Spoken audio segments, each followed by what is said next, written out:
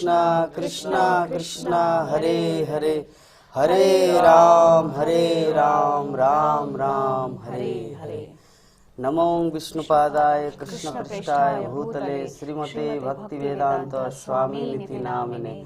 नमस्ते सरस्वती देवे गौरवाणी प्रचारिणे निर्विशेष शून्यवादी पाश्चात्य देशतारिणे। Hare Krishna. International society for Krishna consciousness, अंतर्राष्ट्रीय कृष्ण भावनामृत संघ, इस्कॉन श्रीधाम मायापुर द्वारा संचालित एवं मायापुर टीवी द्वारा प्रसारित हमारा साप्ताहिक आध्यात्मिक टॉक शो प्रोग्राम में आप सभी भक्तों का हार्दिक अभिनंदन और सुस्वागतम। आज आप सभी भक्तों को पुनः इस सत्र में हिंदी टॉक शो एपिसोड 4 में आप सभी का स्वागत है। तो सभी भक्तों से गुजारिश है, निवेदन है कि जो ऊपर दिए गए हमारे मोबाइल नंबर है 6297773729, इस नंबर पे चट करके आप किसी भी प्रश्नों का उत्तर आप लोग प्राप्त कर सकते हैं। आज हमारे बीच में है श्रीपाद बंसी गोपीनाथ प्रभु एवं श्रीपाद रूप सनातन प्रभु। हरे कृष्णा। तो सबसे पहले हम अनुरोध करेंगे हमारे बंसी गोपीनाथ प्रभु जी से कि संक्षेप में 2 शब्द बताएं कि श्रील प्रभुपाद के चरणों में प्रभु जी कैसे आए, इस्कॉन जीवन में अपने लाइफ को कैसे डेडिकेट किए, इस संबंध में किस प्रकार इस्कॉन जीवन में आए। प्रभु जी थोड़ा 2 शब्द बताएं। हरे कृष्ण। हरे कृष्णा। तो बहुत बहुत धन्यवाद। और मैं आज बहुत आभारी हूँ कि हिंदी पारमार्थिक टॉक शो में मुझे बुलाया गया। तो 2020 में राधाष्टमी तिथि से 2 दिन पहले मैं श्रीधाम मायापुर में आया था और इतना सुंदर लगा राधाष्टमी प्रोग्राम। मायापुर का जो नाम है माया, माया शब्दों का साथ मायापुर का साथ इतना मेल है, तो जो एक बार मायापुर आएगा वो फील कर सकते हैं। तो मैं आया था, कभी तो ऐसा प्रोग्राम देखा है नहीं, ऐसा मंदिर नहीं देखा, भगवान का ऐसा सुंदर रूप नहीं देखा। तो इतना सुंदर लगा। 4 साल में आया, 2024 में आया, 2024 में आया, तो बहुत अच्छा लगा। तब जाने का समय जब जा रहे थे तब इतना कष्ट हो रहे थे।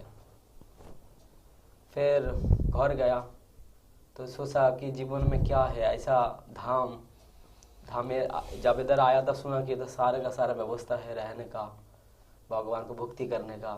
शिला प्रभुपाद की कृपा से प्रभुपाद इतना सुंदर तरीका से इधर सारे को सारा सिस्टम दिया सारे जन समुदाय के लिए कि वो उनको मनुष्य जन्म का सफल बना।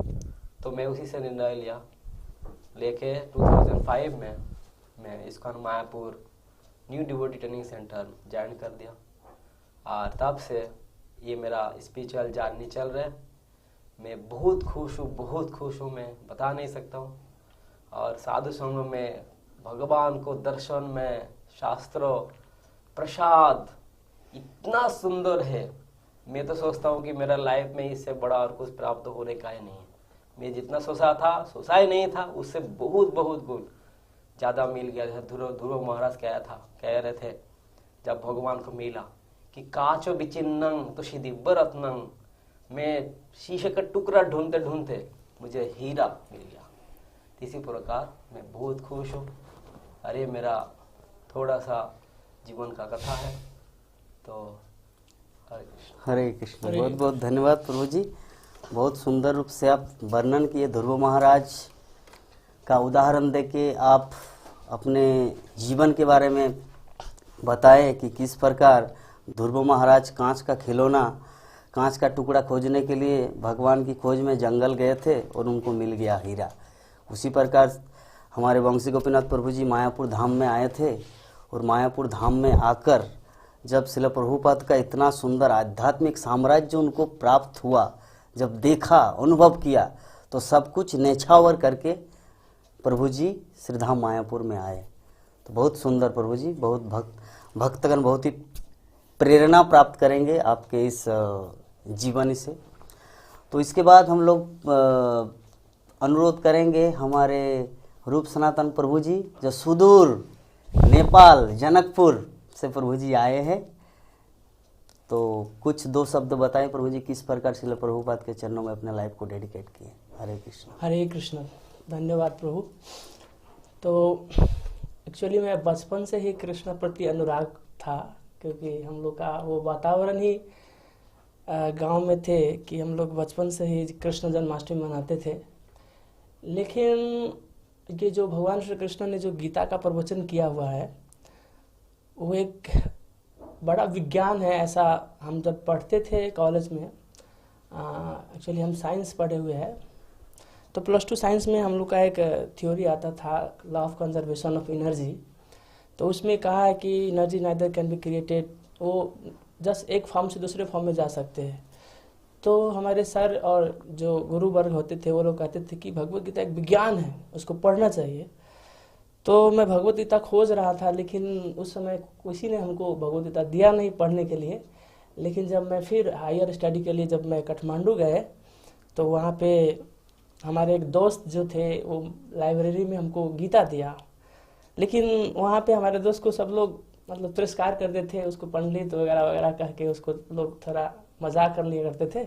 लेकिन जब हम उनको देखे हाथ में भगवत गीता, तो मैंने बोला कि हमको क्या ये भगवत गीता देंगे आप? तो उन्होंने हमको भगवत गीता दिया। और फिर बाद में जाकर मैं जब भगवत गीता को गहन अध्ययन किए, तो जो वास्तव में हमारे विज्ञान ने जितने सारा रिसर्च अनुसंधान किए हैं वो सब भगवत गीता से ही लिया गया है।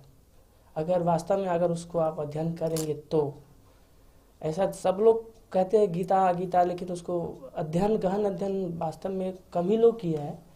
तो हम भगवत गीता को अध्ययन से वास्तव में हम श्रील प्रभुपाद जी के चरण आश्रय प्राप्त किए। और आज हम जहाँ हैं बहुत प्रसन्न हैं, बहुत खुश है, क्योंकि हमारे पास संसार का सबसे बड़ा अमूल्य धन भगवान का भक्ति और भक्त का संग मिला है। और विशेष करके आज मैं मायापुर धाम श्रीधाम मायापुर में आकर भक्त की कृपा से कुछ भक्त संग प्राप्त करने का सौभाग्य प्राप्त किया हूँ। हरे कृष्ण। बहुत सुंदर प्रभु जी, आप साइंस का स्टूडेंट, मतलब विज्ञान। हमारे शास्त्रों में कहा जाता है वास्तविक विज्ञान का अर्थ होता है शास्त्रीय ज्ञान, स्पिरिचुअल नॉलेज। तो आप विज्ञान का जो यथार्थ मीनिंग है अपने लाइफ में श्रील प्रभुपाद के चरणों में डेडिकेट करके, इस्कॉन में आकर सारी दुनिया में कृष्ण भक्ति का प्रचार करके आप ये सिद्ध कर दिया। और फेसबुक के माध्यम से, विभिन्न माध्यम से हम लोग देखते हैं कि जैसे ही अपना अनुभव आपको बता रही, जैसे मैं फेसबुक खोलता हूँ तो आपका चेहरा दिखता है। इसका मतलब जहाँ जहाँ आप जाते हैं हरि नाम का प्रचार, चैतन्य महाप्रभु की वाणी आप बहुत ही सुंदर ढंग से प्रसारित कर रहे हैं। तो चलिए, बहुत सारे भक्तगण प्रश्न ऑलरेडी एडवांस क्वेश्चन भी भेजे हैं और अभी भेज रहे। तो पहला प्रश्न है हमारे बंसी गोपीनाथ प्रभु जी के लिए। प्रश्न है, प्रभु जी का नाम है नीलू, कॉक्स बाजार बांग्लादेश से। प्रश्न है, हरे कृष्ण प्रभु, सकल वैष्णव श्री चरणे दंडवत प्रणाम, कि কিভাবে शुद्ध भक्ति करते पारी। Answer to Hindi. हरे कृष्णा, बहुत बहुत धन्यवाद नीलू प्रभु जी को, जो बांग्लादेश से हमारा सब के लिए क्वेश्चन, इतना सुंदर क्वेश्चन किया। कि क्वेश्चन क्या है कि हम कैसे शुद्ध भक्ति कर सकते हैं जिससे भगवान को प्राप्त हो सके। ये क्वेश्चन है, बहुत सुंदर है। ये मनुष्य जीवन के लिए अथात ब्रह्म जिज्ञासा ही है कि मनुष्य जीवन इसीलिए है कि हम शुद्ध भक्ति कैसे कर सकते हैं। और शुद्ध भक्ति क्यों करना है? क्योंकि भगवान को प्राप्त करना है। तो ये श्रील प्रभुपाद इसीलिए ये सोसाइटी किया। श्रील प्रभुपाद ने कहते थे कि अगर मैं इतना बड़ा सोसाइटी किया, मेरा सोसाइटी में कितना सारे लोग ज्वाइन करेंगे, भक्ति करेंगे, इससे अगर कोई एक भगवान को पास चला जाएगा, भगवान को प्राप्त कर लेंगे, वैकुंठ धाम को प्राप्त कर लेगा, तो मेरा सोसाइटी सार्थक हो जाएगा। तो ये शिला प्रभुपाद ने कहा। तो इससे हम इस क्वेश्चन का वैल्यू हम थोड़ा फील कर सकते हैं। तो भगवान को शुद्ध भक्त करना बहुत सरल, इजी है, सरल है।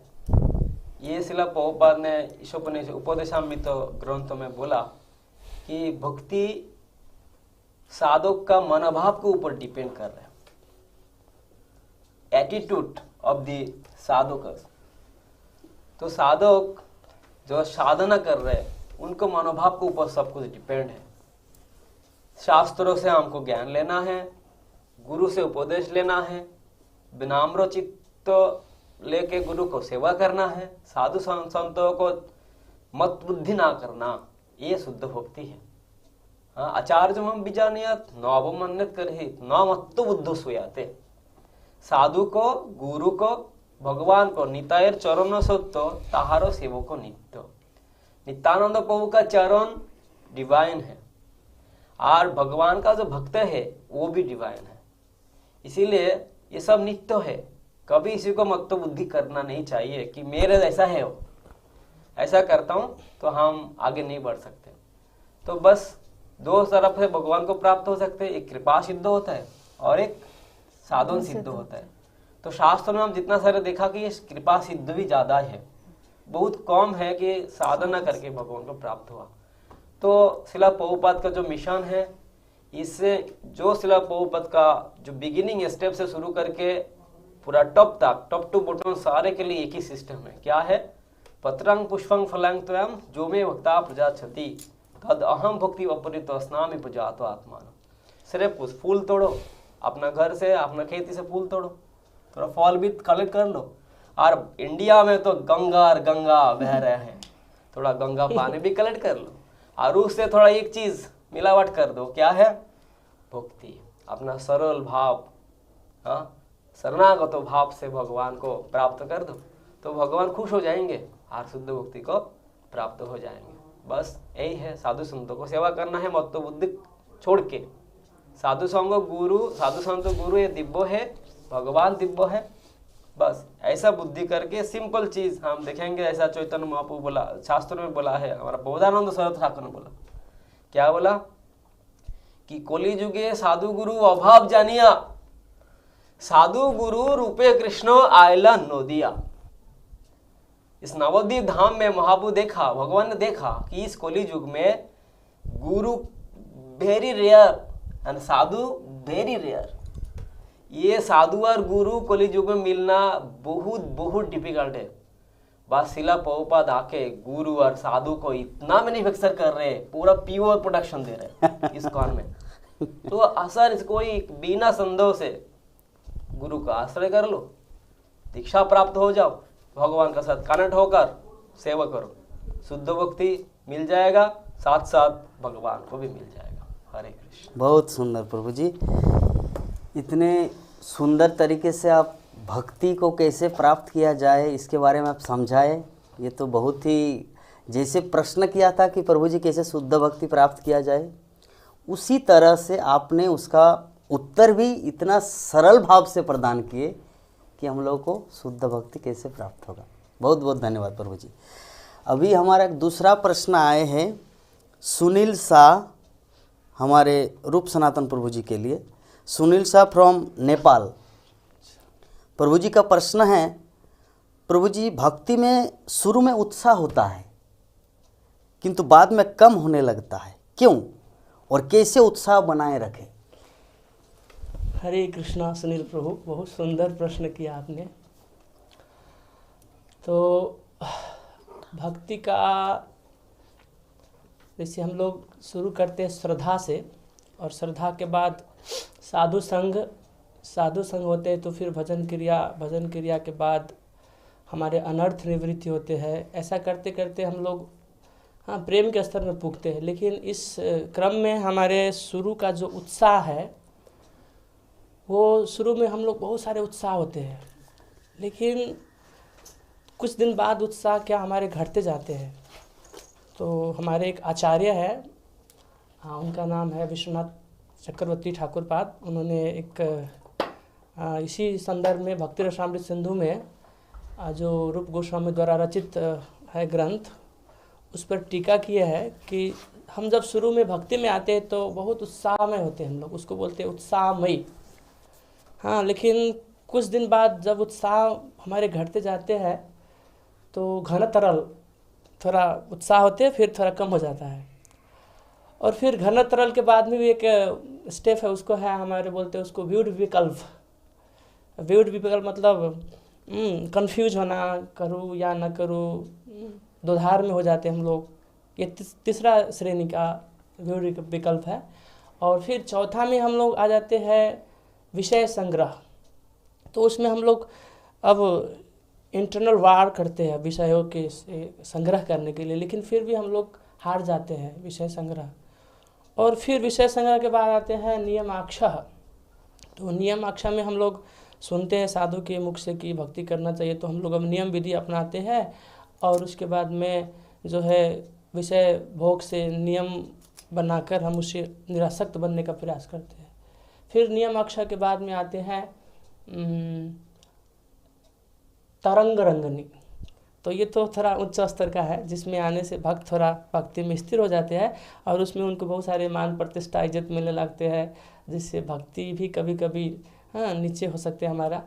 तो हम आपको ये कहेंगे कि उत्साह हमारा ऐसा होता रहता है जीवन में भक्ति क्रम में, तो डरना का कोई बात नहीं है। आप अपना उत्साह रखिए और हमेशा साधु संग कीजिए, और विशेष करके जो भक्त ज़्यादा श्रवण कीर्तन भजन में लगा हुआ है उन भक्तों को संग कीजिए और उनका सेवा कीजिए। ये ऐसा भक्ति का एक विज्ञान है। जिस तरह हम आपको बताएं कि शुरू में हम लोग उत्साह होते हैं, फिर हमारा जो घन तरल, व्यूड विकल्प, विषय संग्रह, नियमाक्षः, तरंग रंगनी, ये सब हमारे भक्ति का एक श्रेणी है। तो डरने की कोई बात नहीं है। प्रभु आप जो है भक्त को सेवा कीजिए और हमेशा जो है हमारे मंदिर में जो प्रोग्राम होते हैं उसको अटेंड कीजिए, और ऐसा करने से जो है हमारा भक्ति हमेशा उत्साह में रहेगा। यही है। हरे कृष्ण। हरे कृष्णा। बहुत सुंदर प्रभु जी, हमारे रूप सनातन प्रभु जी इतना सुंदर तरीके से ये प्रश्न का उत्तर दिए। जैसे एग्जाम्पल दिए प्रभु जी विश्वनाथ चक्रवर्ती ठाकुर का, कि इस संबंध में मुझे एक चीज़ रियलाइजेशन हुआ, फील हुआ कि विश्वनाथ चक्रवर्ती ठाकुर को मैंने देखा नहीं, वो हमारे परम गुरुदेव आचार्य है, लेकिन प्रभु जी इतना सुंदर तरीके से विश्वनाथ चक्रवर्ती ठाकुर का उदाहरण देके समझाए। ऐसा लग रहा है कि प्रभु जी को विश्वनाथ चक्रवर्ती ठाकुर का 100% कृपा प्राप्त है। जिसके जैसे कुछ स्कूल में जैसे सब्जेक्ट होता है, संस्कृत का, मैथमेटिक्स का, साइंस का, सोशल साइंस का, तो उसी प्रकार प्रभु जी भक्ति में जो अलग अलग सब्जेक्ट है, क्या तरंगिनी, विषय तरंगिनी, भाव तरंगिनी, प्रभु जी सुंदर तरीके से समझाए। बहुत बहुत धन्यवाद प्रभु जी।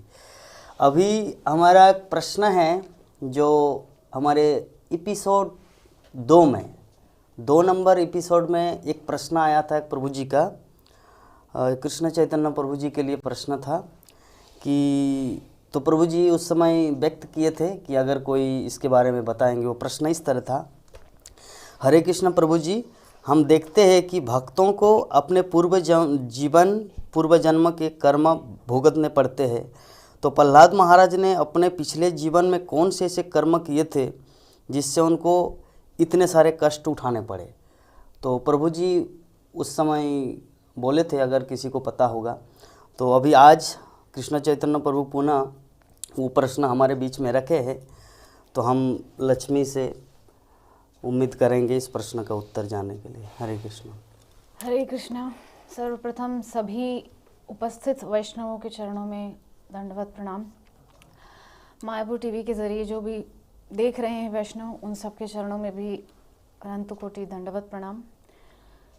मेरे परम पूज्य गुरु महाराज श्री जयपताका गोस्वामी गुरु महाराज के चरणों में प्रणाम। तो प्रश्न आपका है कि ऐसे क्या कारण होते हैं जिनके कारण पूर्व जन्मों के कर्मों के फल भुगतने भक्तों को भी पड़ते हैं, और उनको पुनः कोई ऐसा मतलब शरीर धारण करना पड़ता है जो कि मतलब यथोचित नहीं होता है। ये जहाँ पर हम उदाहरण के तौर पर लेते हैं प्रहलाद जी महाराज का ही, तो प्रहलाद जी महाराज पूर्व जन्म में अवंती नगर एक था, जहाँ पर वसु शर्मा नाम के एक विद्वान ब्राह्मण निवास करते थे। बहुत ही कुलीन ब्राह्मण थे, बहुत सदाचारी थे, और वैसी ही उनकी सुशीला पत्नी थी, बहुत सदाचारी। उनके 4 या 5 पुत्र थे, जिनमें सबसे छोटे उनका नाम था वसुदेव। और ये वसुदेव जो थे ये बहुत ही उद्दंड प्रवृत्ति के थे। बाकी जितने पुत्र थे वसु शर्मा के, वो सब बहुत पिता के ही पद चिन्हों पर चलने वाले थे, किंतु ये सबसे छोटे वसुदेव बहुत ही उद्दंड से भी मैं एक छोटा शब्द इस्तेमाल करूंगी, नीच प्रवृत्ति के। वेश्यागमन करना, चोरी, जुआ, जितने भी घृणित कार्य होते हैं वो सब वो वसुदेव करते थे। तो एक बार क्या हुआ कि नृसिंह चतुर्दशी भगवान श्री नृसिंहदेव के प्राकट्योत्सव का दिन था। तो उस दिन वो वसुदेव एक नगर वधू जिसको कहते हैं, जो वैश्या, उसके घर पर थे। तो पूरा दिन उस वैश्या के साथ वसुदेव का बहुत झगड़ा हुआ, बहुत, दोनों के बीच में बहुत झगड़ा हुआ। और झगड़े के चलते पूरा दिन दोनों ने कुछ खाया पिया नहीं, पूरा दिन कुछ नहीं खाया। और रात को ना खाने की वजह से दोनों को नींद भी नहीं आई, तो जागरण हो गया। तो न खाने के लिए उनको व्रत का फल मिल गया, और रात भर नींद नहीं आई इसलिए जागरण का फल मिल गया। तो नृसिंह चतुर्दशी का व्रत और जागरण करने का फल उस वैश्या और वसुदेव दोनों को प्राप्त हुआ।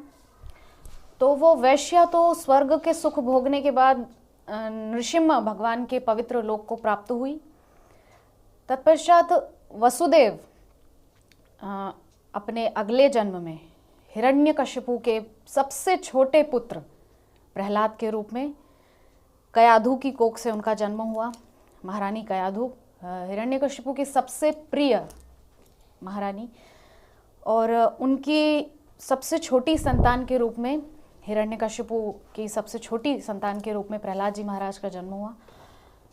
तो क्योंकि उनकी जो प्रवृत्ति थी पिछले जन्म में वो बहुत असुर के समान थी, वैश्यागमन करना, जुआ खेलना, चोरी करना इत्यादि, इसीलिए असुर कुल में जन्म हुआ। क्योंकि नृसिंहदेव की जो प्राकट्योत्सव था, नृसिंह चतुर्दशी, उसका उन्होंने अनजाने में ही पालन कर लिया, व्रत भी हो गया, जागरण भी हो गया। इस कारण से नृसिंहदेव के सबसे लाडले, सबसे प्रिय भक्त के रूप में प्रसिद्धि श्री प्रहलाद जी महाराज को प्राप्त हुई। तो प्रहलाद जी महाराज के जीवन के इस प्रसंग से हमको ये शिक्षा मिलती है कि बड़े बड़े सूरमा भक्तों के जीवन में भी पूर्व जन्मों के कर्मों के फल आते हैं आड़े। तो निश्चित तौर पे हम सबको जो है सबसे पहले तो कर्म करने में सावधानी बरतनी है, बहुत सावधानी, क्योंकि कलयुग में जो एकमात्र साधन है वो है एक तो सत्संग है, हरि कथा, और दूसरा हरि नाम।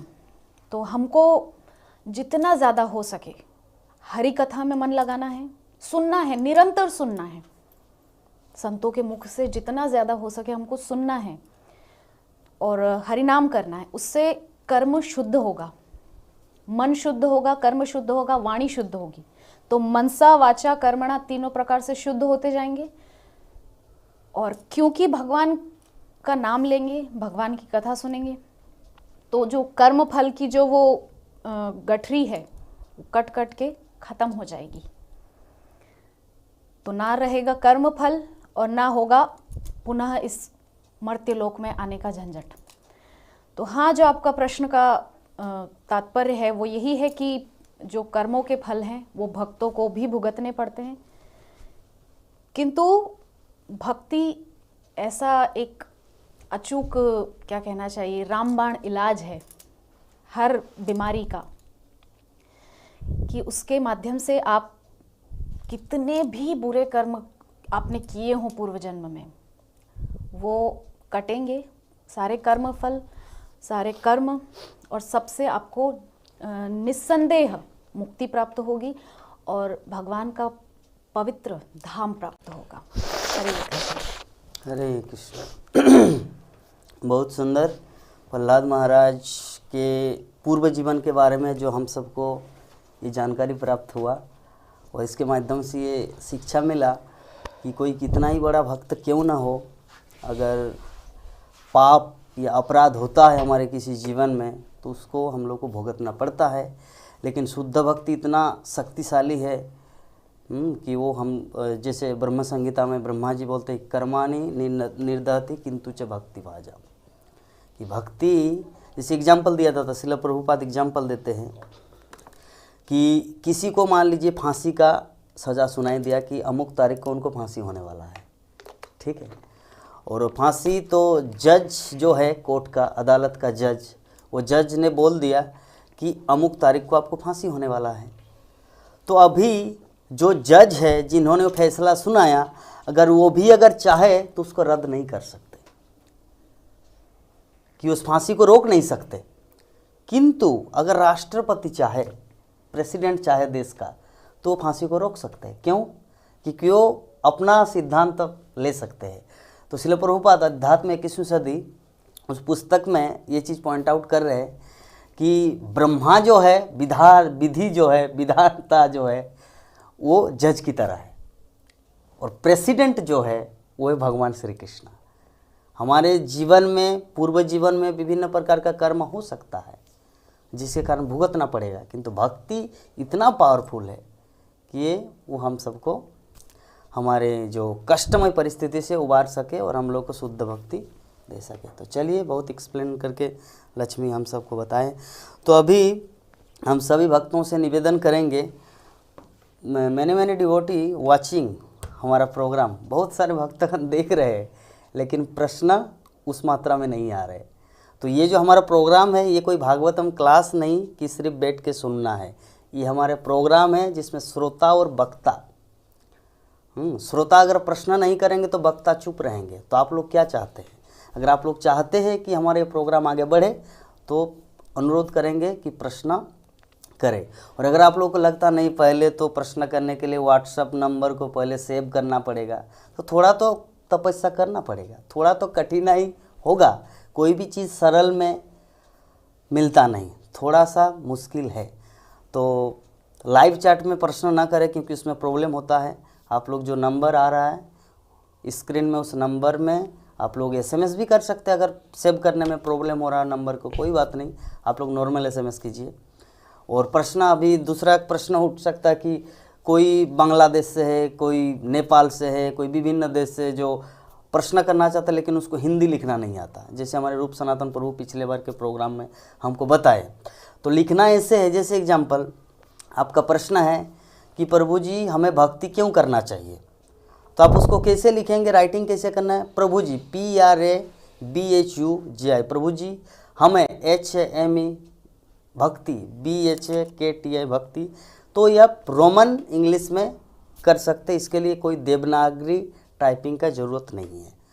तो चलिए हम लोग पुनः आते हैं हमारे बंसी गोपीनाथ प्रभु जी के लिए। एक दूसरा प्रश्न है, प्रभु जी हरे कृष्णा, हम सारे संसार में जानकारी मिलते हैं कि हिंदू धर्म बहुत प्राचीन धर्म है और संप्रदाय है, फिर भी पृथ्वी पर कोई क्यों हिंदू कंट्री नहीं है जिस पर क्रिश्चियन, बुद्धिस्ट, मुस्लिम कम्युनिटी है? हमको स्थान कहाँ है पृथ्वी में?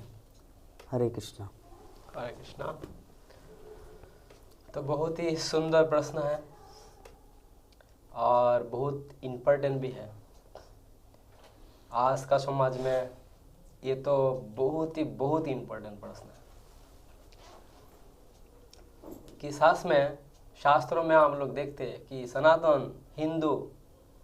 सनातन को हम हिंदू नाम से जानते हैं, और हिंदू बहुत पहले से, सृष्टि से प्रारंभ से ये सनातन धर्म, हिंदू धर्म चल के आ रहे हैं। तो अभी हम नेशनलिटी में देखते हैं, ऐसा कोई राज्य कंट्री नहीं है कि हिंदू नाम से है, मुस्लिम नाम से कंट्री बहुत है, क्रिश्चियन नाम से है, दूसरा नाम करके है। फिर नेशनलिटी में किधर भी आपको गूगल सर्च करके नहीं मिलेगा कि ये कंट्री हिंदू कंट्री लिखा है। तो ऐसा क्यों है? ये बहुत इम्पोर्टेंट प्रश्न है सारे जम्मू समुदाय के लिए, कि इसका कारण है जो हिंदू सनातन धर्मी जो सनातन संप्रदाय है वो अपना संप्रदाय को विश्वास नहीं करते, वो अपना संप्रदाय को अपना जीवन में पालन पोषण नहीं करते। सारे सनातन संप्रदाय हिंदू संप्रदाय लोग ने कभी भी अपना धर्म का बारे में सोचते ही नहीं। Most people they are thinking this is emotional, this is emotion.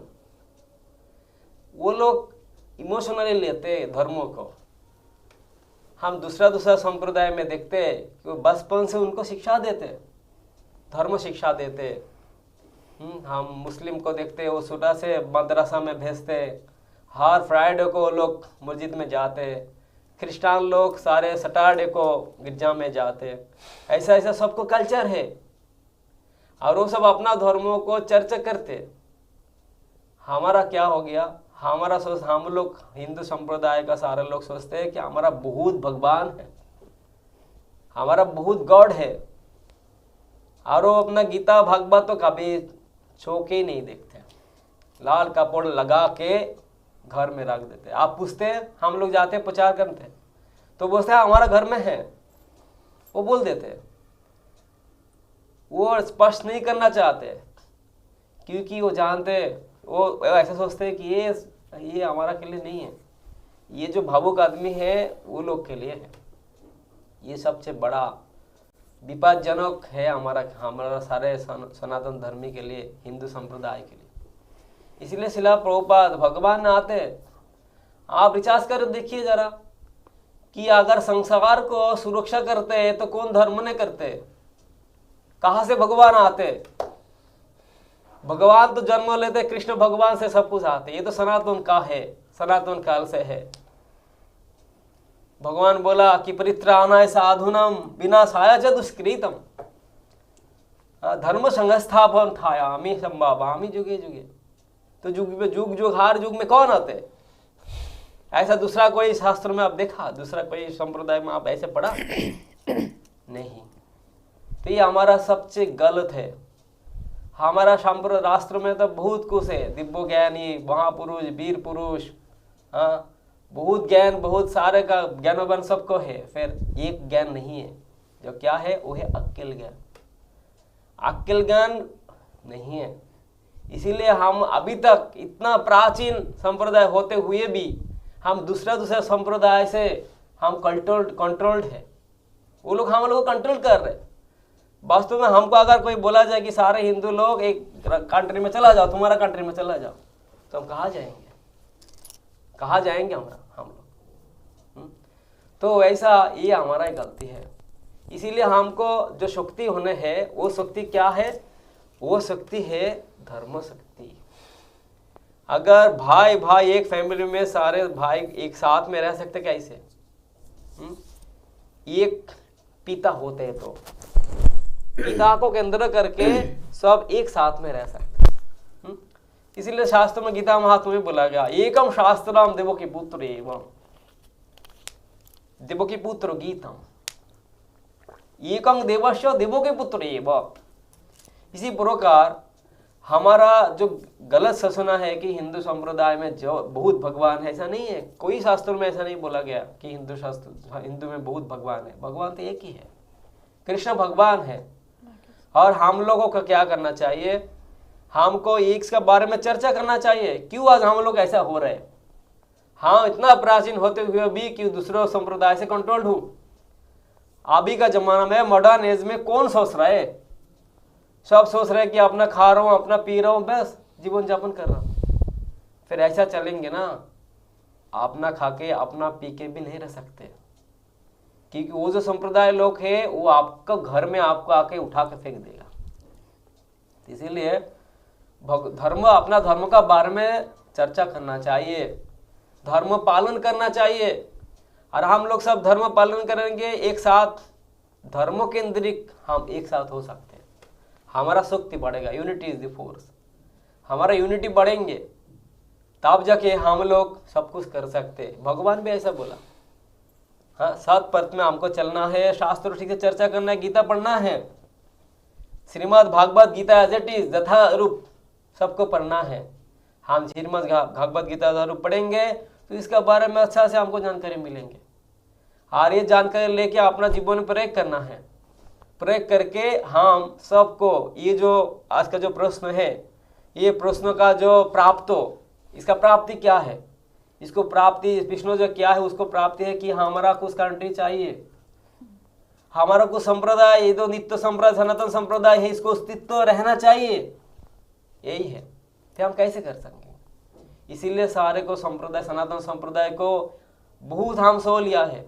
अभी जागना है, अभी हमको उठना है, उठ के हमको शास्त्र चर्चा करना है, हरे कृष्णा महामंत्र जप करना है, गीता भागवत अध्ययन करना है, करके अपना धर्मों के बारे में जानना चाहिए।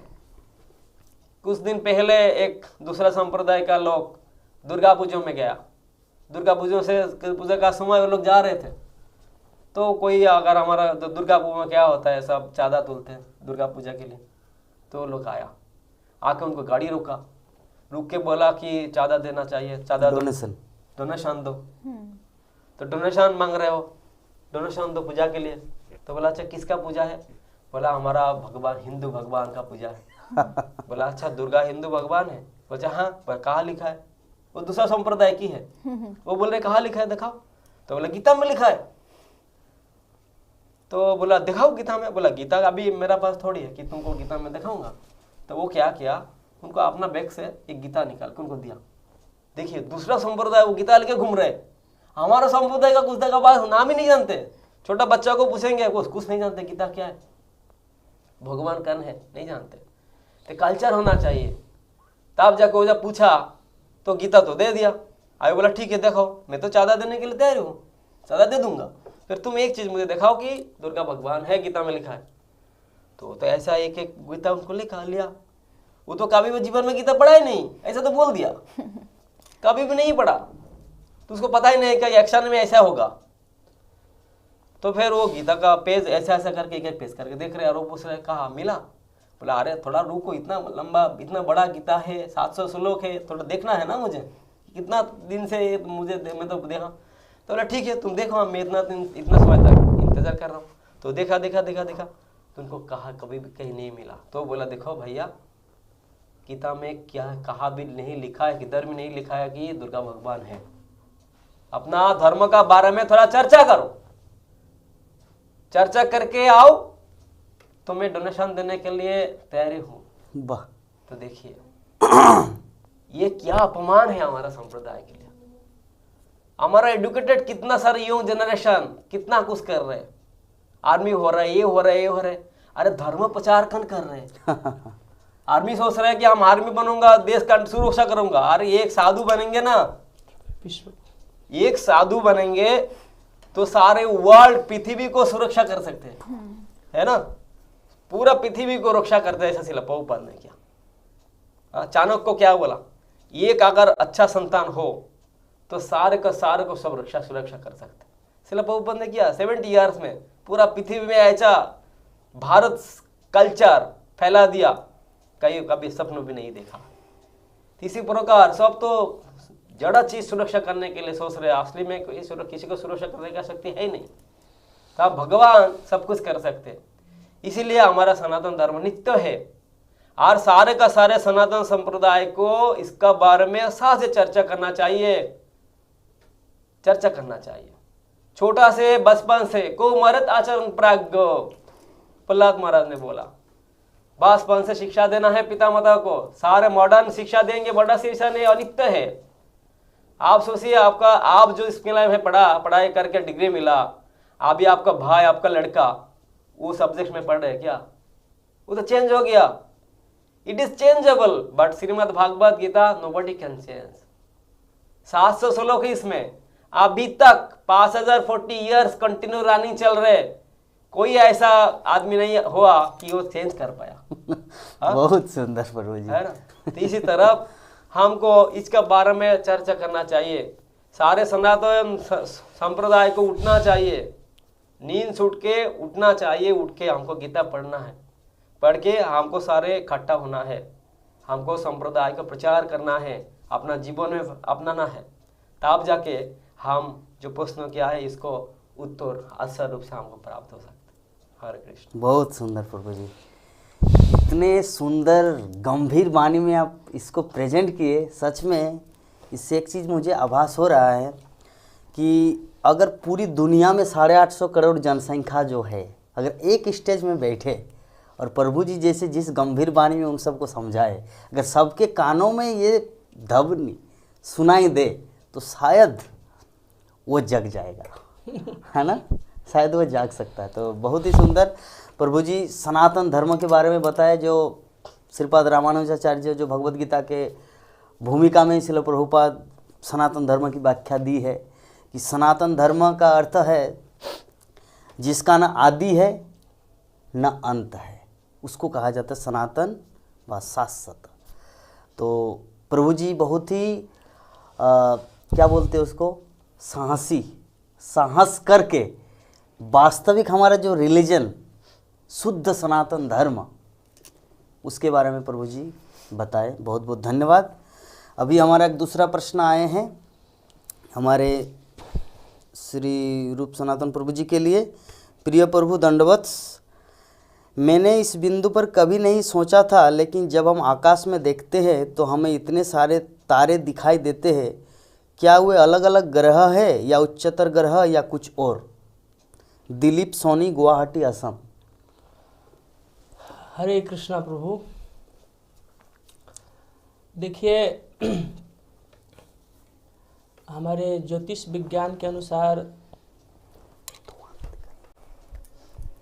ऐसा नक्षत्र, तारा और ग्रह है।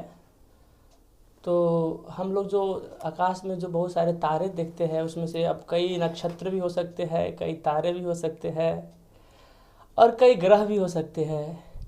तो इसको अगर हम लोग अगर शास्त्र के अगर दृष्टिकोण से अगर इसको अध्ययन करें ज्योतिष विज्ञान के माध्यम से, तो आप बड़ी अच्छे तरीके से इसको जान सकते हैं। तो ये कोई बड़ी बात नहीं है, और ये चीज़ आप जब देखते हैं तो इनसे हमको एक ज्ञान अर्जन करना चाहिए। कि जैसे हम लोग देखते हैं कि सूर्य भी है, चंद्र भी है, ये सब ठीक समय पर उदय होते हैं, ठीक समय पर अस्त होते हैं, और बहुत सारे तारे हैं रात का समय में हम लोग देखते हैं। तो ये कहाँ से आए, इसको कौन बनाया, ये चीज़ हमको सोचना चाहिए। तो भागवत गीता में भगवान श्री कृष्ण कहते हैं, अहम सर्वस्य प्रभो मत सर्व प्रवर्तते इति मत्वा भजन्ते मां बुधा भाव समन्विता। कि ये नक्षत्र, ग्रह, तारे जो हम लोग रात को देखते हैं, सब भगवान से उत्पन्न हुए हैं, और भगवान का ये सब डिपार्टमेंट है। जिस तरह सूर्यदेव हम लोग को लाइट देते हैं, चंद्रदेव हमको हमारे वनस्पति में रस का प्रदान करते हैं, उसी तरह बहुत सारे ग्रह हैं जो हमारे बीते हुए कर्म को अपने दृष्टिकोण के माध्यम से हमको वो प्रदान करते हैं। और जिस तरह हम लोग भागवत में भी एक प्रसंग हम सुने हैं कि एक ब्राह्मण होते हैं, आगंतुक ब्राह्मण, तो एक श्लोक बड़ा सुंदर बोलते हैं कि नायम जनों में सुख दुख हेतु नायम न ग्रह कर्म कालम। तो इसमें बोलते हैं कि मेरे सुख दुख का जो कारण न मेरे जन, न मेरे अड़ोस पड़ोस का लोग है, न ग्रह, न कर्म, न काल, ये सब हमारे मन है। मन परम कारणति संसार चक्रत बोलते हैं। तो ये ग्रह जो है, ये रात को हम लोग देखते हैं, ये हमारे भगवान का नौकर चाकर सब है जो हमारे कर्मों को प्रदान करते हैं। कभी हमको खुशी देते हैं तो कभी हमको दुख देते हैं। जिस तरह हम कोई अच्छा कार्य करते हैं तो उस अच्छा कार्य को हमारे घर पे पिताजी को या हमारे निकट को व्यक्ति को एक माध्यम बनकर वो बताते हैं कि आपका पुत्र जो है बहुत अच्छा कार्य किया है। इसी तरह ये ग्रह भी भगवान का एक सेवक है जो हमारे कर्मों को प्रदान करते हैं। सुख होते हैं तो हमको अच्छा सुख देते हैं, और हमारे जीवन में जो दुख होते हैं वो प्रदान करते हैं। तो ये आपको अगर अच्छा से जानना है तो आप ज्योतिष विज्ञान को अध्ययन कीजिए, आपको ये ग्रह नक्षत्र इत्यादि तारा आप सब समझ सकते हैं। हरे कृष्णा। बहुत सुंदर प्रभु जी, ज्योतिष विज्ञान के आधार पर हाँ कुछ बोलना चाहेंगे? हरे कृष्ण। तो बहु जी बहुत सुंदर बोला है, अच्छा लगा। और एक मैं थोड़ा इसके ऐड कर देता हूँ कि सारे तारा, सूर्योमा, चंद्रमा, सूर्य, चंद्रमा, टाइमिंग क्या है, सब कुछ के बारे में आपको सस्ता विज्ञान आपको जानना चाहिए। तो आप ऑनलाइन में विजिट करिए मायापुर.store, जाके हिंदी श्रीमद् भागवतम खरीद कर लीजिए। 6500 का प्राइस है, तो आपको मिल जाएगा 6 डे में। और उसमें आप देखेंगे कि कब किस क्षण में कैसे ये चंद्र, तारा, सारे नक्षत्र कैसे क्रिएटेड हुआ, कौन क्रिएट किया, सब कुछ के बारे में आपको सस्ते ज्ञान मिलेगा, जिससे इसके सच्चा किधर नहीं मिल सकते।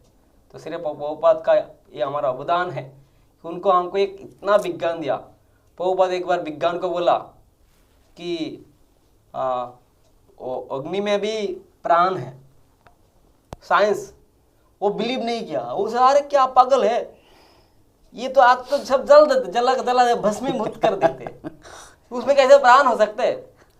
ये तो साइंस कभी सोचा ही नहीं कि आग में प्राण होते। तब से Prabhupada text Bhagavad Gita 170 rupees and get your life success, you will get know everything. तो प्रभुपाद ने बोला, तब जाके 35 इयर्स का बाद विज्ञान को पता लगा कि आग में भी प्राण है, उद्भिद है। देखिए जो वो कितना सारे साइंटिस्ट अपना जीवन खो दिया उसका पीछे, कि उनको पता नहीं। प्रभुपाद बोला अरे क्यों जीवन खो रहा है, जीवन का बहुत दाम है ना, इसका कीमत है। इतना वेस्ट जीवन, लाइफ वेस्ट करने का कोई जरूरत नहीं है। सिर्फ 170 रुपया तुम इन्वेस्ट कर दो तो तुमको सारे का सारे नॉलेज मिल जाएगा। तो आपको तारा नक्षत्र, क्योंकि थोड़ा बड़ा प्रोजेक्ट है इसीलिए थोड़ा 6500 लगेगा। तो आप विजिट करिए, भागवत गीता खरीद करिए, भागवतम खरीद करिए, तो आपको सारे का सारे मिल जाएगा जो आपको साइंटिस्ट कोई नहीं दे सकते। और पचन स्कंद विशेष करके खास करके पहला पदक्षेप में आपको सब जानकारी मिल जाएगा। हरे कृष्ण।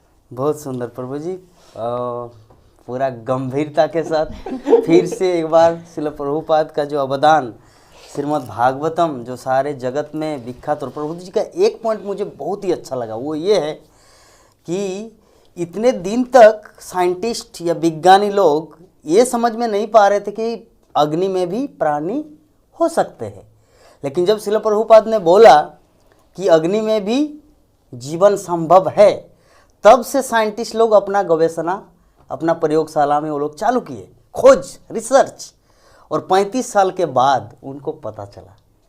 तो this is very good point. ये सभी व्यक्ति विशेष को उत्साह लेना चाहिए कि हमारे आध्यात्मिक ग्रंथों में, श्रीमद् भागवतम में, श्रीमद् भगवद गीता में, चैतन्य चरितामृत, ये आध्यात्मिक ग्रंथों में क्या है जो एक पॉइंट श्रील प्रभुपाद बताए और उसके द्वारा वो लोग रिसर्च करना चालू किया और उनको पता चला कि अग्नि में भी प्राणी है।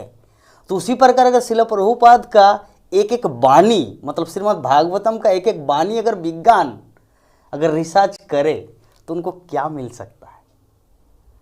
बहुत ही सुंदर प्रभु जी, हरे कृष्ण। तो अभी एक प्रश्न है, कविता शर्मा, अमेरिका, यूएसए से प्रश्न है आपके लिए कि हरे कृष्णा, लॉर्ड कृष्णा से कुछ भी मांगना ठीक है और क्या मांगे, या जो भगवान देते हैं उसी में खुश रहें। कविता शर्मा, यूएसए। हरे कृष्णा माता जी, बहुत अच्छा आपका प्रश्न है। तो देखिए ऐसा है कि ये जो संबंध है भक्त और भगवान के बीच में, तो पहले हमको ये सोचना चाहिए कि भक्त और भगवान का जो संबंध है वो पिता और संतान का संबंध भी हम उसको मान सकते हैं। तो जैसे कि एक संतान सब समय किस पे आधारित होते हैं, अपने माता पिता पर, और जो कुछ भी उनके अंदर इच्छा उत्पन्न होती तुरंत अपने माता पिता से बोलते हैं बिना लज्जा संकोच के। तो एक दृष्टिकोण से देखा जाए तो तो हाँ, भगवान से मांगने में लज्जा नहीं करना चाहिए, मांग सकते हैं। किंतु जैसा कि प्रहलाद जी महाराज के जीवन चरित्र में हम देखते हैं, जब नृसिंहदेव उनके पास आए, हिरण्यकश्यपु का वध हो गया है, प्रहलाद जी महाराज को अपनी गोद में लेकर के बैठे हैं, अपनी जिह्वा से चाट रहे हैं प्रहलाद जी महाराज को निहार रहे हैं कि मेरा इतना प्यारा छोटा सा भक्त, इसको कितने कितने कष्ट दिए। बार बार नृसिंहदेव एक ही बात बोल रहे हैं कि तुम मुझसे कुछ मांगो, मैं तुमको देना चाहता हूँ, मैं देना चाहता हूँ। तब नृसिंहदेव से प्रहलाद जी महाराज बहुत सुंदर कह रहे हैं कि मुझे आपसे कभी कुछ मांगने की इच्छा ही प्रकट ना हो, ऐसा आप मुझे दे दो। हरि बोल। कि आप अगर कुछ देना ही चाहते हो तो ऐसी मेरे अंदर मतलब वृत्ति दे दीजिए, मेरी प्रवृत्ति ऐसी हो जाए कि कभी कुछ मांगने की इच्छा ही मेरे अंदर प्रकट ना हो। तो दो भाव हैं यहाँ पर कि भगवान से आप मांग भी सकते हैं, किंतु अगर मेरा निजी दृष्टिकोण आप जानना चाहें तो भगवान से जो है भक्त कभी मांगते नहीं हैं, क्योंकि हम सभी जानते हैं वो तो अंतर्यामी हैं। जब वो अंतर्यामी हैं, अंदर में ही निवास कर रहे हैं, तो अंदर में है तो क्या वो जानते नहीं हमारे अंदर क्या चल रहा है, क्या इच्छा हमारे अंदर उत्पन्न हो रही है? वो क्या अनजान है हमारी इच्छाओं से? नहीं, वो तो सब कुछ जानते हैं। तो बता के उनको हम छोटा क्यों कर रहे हैं? बता के हम ये क्यों दिखाना चाह रहे हैं कि वो कुछ जानते नहीं है? इस तरह से तो हम उनका अपमान कर रहे हैं कि हमारे अंदर ये इच्छा चल रही है, हमको जो है एक गाड़ी चाहिए, तो क्या अंदर में बैठा हुआ भगवान नहीं जानता है कि मेरे भक्त को इस समय गाड़ी की आवश्यकता है? वो तो जानते हैं। इसलिए बोल के इस रिश्ते की मर्यादा को घटाना नहीं चाहिए, ये जो रिश्ता है भक्त और भगवान के बीच। और एक दृष्टिकोण है कि भक्त कभी भगवान को कष्ट नहीं देना चाहता। छोटी छोटी सी आवश्यकताओं में, अरे मुझे तो सर्दी हो गई, भगवान रक्षा करो, अरे मुझे तो ये हो गया, भगवान, मतलब छोटी छोटी सी आवश्यकताओं में भगवान को आप परेशान कर रहे हैं, कष्ट दे रहे हैं, ये तो उचित नहीं है। क्योंकि देखिए शारीरिक जो भी ताप हैं वो तो आपको झेलना ही है, उसमें आप ये नहीं कह सकते कि भगवान हमको, क्योंकि बड़े बड़े भक्तों के जीवन में भी ऐसे प्रसंग आए हैं कि जो है उनको शारीरिक ताप झेलने ही पड़े हैं। जब महाप्रभु पुरी में निवास कर रहे थे तब उनके साथ सनातन गोस्वामी उनके पूरे शरीर में जो है कुष्ठ रोग हो गया था। तो देखिए इतने महान पार्षद हैं, वो तो महाप्रभु के पार्षद हैं, उनके साथ नित्य लीला में रहते हैं सदैव। तो उनके चरित्र से उन्होंने कभी महाप्रभु से बोला, जब जितना समय रहे साथ में, कि महाप्रभु आप मेरी इस कष्ट को दूर कर दीजिए? नहीं, महाप्रभु के साथ ही रहते थे। कभी महाप्रभु से अपनी ये जाहिर नहीं किया कि मुझे इस कष्ट से मुक्ति दिलाइए। अपनी तरफ से जितनी सेवा हो सकती थी देते थे भगवान के चरणों में।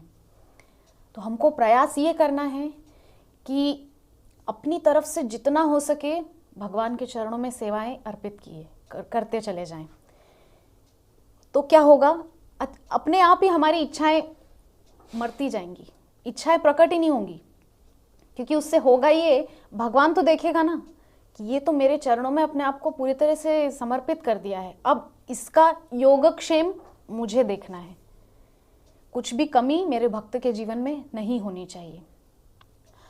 तो आपका जो प्रश्न है कि भगवान से मांगना चाहिए या नहीं, तो बहुत ज़्यादा आपत्ति हो उस समय आप भगवान से मांग भी सकते हैं, किंतु चेष्टा ये करनी चाहिए कि भगवान से मांग करके इस रिश्ते की मर्यादा को घटाना नहीं चाहिए। हरे कृष्णा। प्रोजित थोड़ा हम प्रभुपाद जी के शब्द बोलेंगे।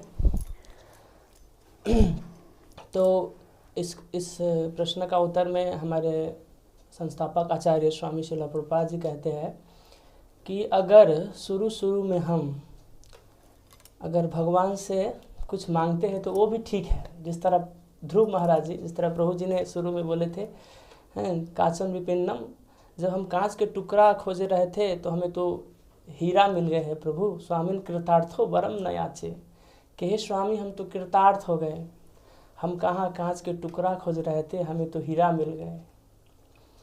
तो शुरू में जिस तरह भगवान गीता में कहते हैं अर्थो अर्थार्थी ज्ञानी च भरतर्षभा, कि एक जो है दुखी लोग, एक जो है अर्थार्थी, एक ज्ञानी, एक जिज्ञासु, ये चारों लोग हमारे शरण में आते हैं।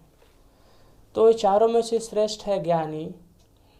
तो अगर आप भगवान को प्राप्त करना चाहते हैं तो इस चारों में से अगर कोई है, अगर आप, तो अब जब भगवान का भक्ति अगर आपको मिल जा रहा है तो अपने आप को आप ग्लानि का अनुभव करेंगे। क्योंकि जब ध्रुव महाराज को भगवान दर्शन दिए तो उनके हृदय में एक बड़ा सा ग्लानि का अनुभव हुआ कि प्रभु हम कांच का टुकड़ा खोज रहे थे, हमको तो हीरा मिल गए। तो हालांकि आप भगवान से मांग भी रहे हैं ना, जब भगवान मिल जाएगा आपको तो ये संसार आपको तुच्छ लगने लगेगा। इसीलिए ठीक है, भगवान आपका इच्छा पूरा करेगा, लेकिन भक्ति करना सबसे श्रेष्ठ चीज है। हरे कृष्णा। तो पॉइंट तो बहुत अच्छा है, प्रश्न भी अच्छा है। तो मॉडर्न भाषा में थोड़ा कुछ बोल देता हूँ, 2 शब्द। कि ये क्या है, ऑटोमेटिक फॉर्मूला लगा है इसमें जैसा आप एक चीज सोचिए, एक उदाहरण आचार्य जी कुछ उदाहरण दिया, आपका अंगीना में सूर्यदेव का विरुद्ध हो गया, तो क्या आप सूर्यदेव को पूछना पड़ेगा, हे सूर्यदेव आप कृपा करके मेरा अंगानी को आलोकित कर दो, बोलना पड़ेगा? नहीं बोलना पड़ेगा। इसी प्रकार भगवान ने बोला भक्त इच्छा पूर्ति बिना नाही हर कार्य। भगवान पूरा सिस्टम करके रखा और वो पूरा अच्छी तरह से देखभाल कर रहे। सिर्फ सिस्टम ठीक रहेगा, मेरा भजन साधन सब कुछ ठीक रहेगा, तो प्राप्त वस्तु मेरा सामने हमेशा आ जाएगा। इसीलिए और भगवान इसमें क्या है, ऑटोमेटिक सिस्टम तो है, फिर भी एक कियारिंग सिस्टम भी है। महाप्रभु बोला आमी विज्ञ ये विषय केन देव सचरणामृत दिया विषय भुलाए।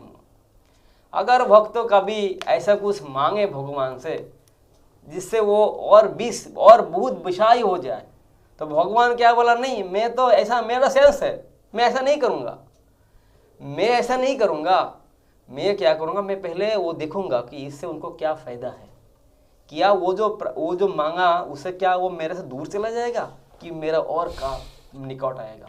तो इसी अनुसार हमारा सिस्टम में सब ऑटोमेटिक है, भगवान सब सिस्टम कर दिया है। आप सिर्फ भक्ति करते रहिए भगवान को खुश करने के लिए, बस प्लीजिंग फॉर कृष्ण। बहुत सुंदर। तो ये प्रश्न इतना सुंदर है कि 1 स्पीकर, 2 स्पीकर, 3 स्पीकर, अभी मैं होस्ट होने के बावजूद भी मुझे लगता है इसका मैं कुछ उत्तर दूं। तो यद्यपि तीनों प्रभु जी और माता जी फिलोसॉफी के आधार पर ये प्रश्न का उत्तर दिए, तो अभी मैं ये प्रश्न का उत्तर सिंगिंग करके ये उत्तर देना चाहता हूँ, गाना गा के इसका उत्तर दे सकता हूँ। हम लोग बचपन से ही एक गाना सुन के आ रहे हैं कि कृष्ण जन्माष्टमी के समय ये बजाया जाता है, ये हम लोग सुनते हैं। तो ये सॉन्ग इस तरह है,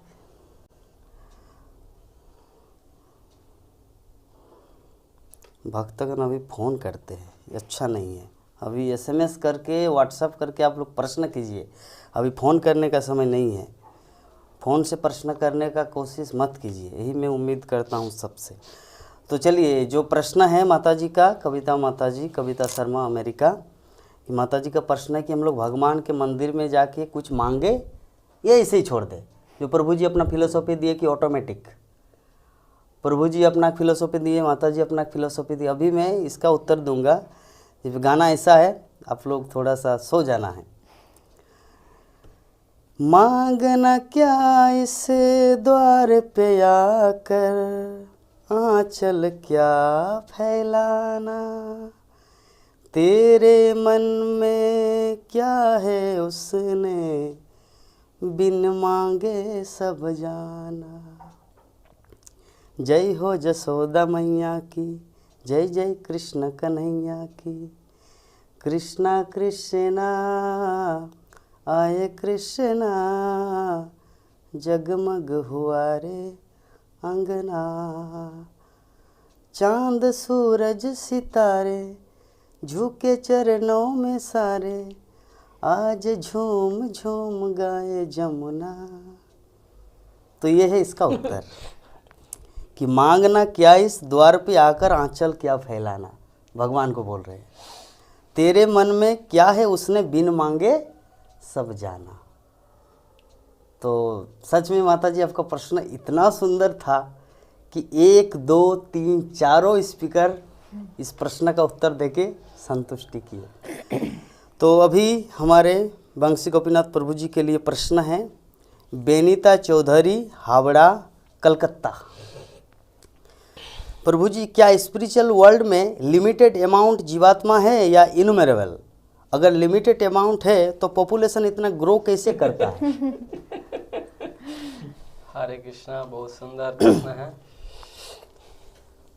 तो स्पिरिचुअल जगत में तो आत्मा है, और शास्त्रों में श्रीमद् भागवत महापुराण में ऐसा वर्णन है कि आध्यात्मिक जगत का एक अंश है ये जड़ जगत, एक अंश है ना स्थित जगत। तो इस जगत में क्या पॉपुलेशन है, इसका वजह से ये जो पॉपुलेशन है, जो लोग आदमी लोग बढ़ रहे, इसका अर्थ यही नहीं है।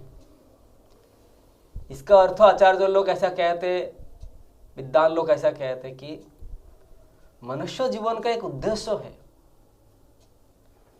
जब सिस्टम ऑटोमेटिक 84 लाख जीव जोनी है, जो 4 लाख प्रकार मनुष्य है और 80 लाख प्रकार जीव जोनी है, उससे 80 लाख प्रकार से ऑटोमेटिक भगवान को इच्छा से, भगवान को नियंत्रण से वो धीरे धीरे आके मनुष्य शरीर को प्राप्त कर लेते हैं। अभी मनुष्य जीवन का क्या उद्देश्य है? जिसको मनुष्य शरीर मिला है, मनुष्य जीवन मिला है, उनको क्या करना है? उनको पंचम पुरुषार्थ प्राप्त करना है, भगवान को प्राप्त करना है। जैव धर्म ने भक्ति विनोद ठाकुर ने, शिला भक्ति विनोद ठाकुर ने बोला कि ये जीव है तटस्थ शक्ति।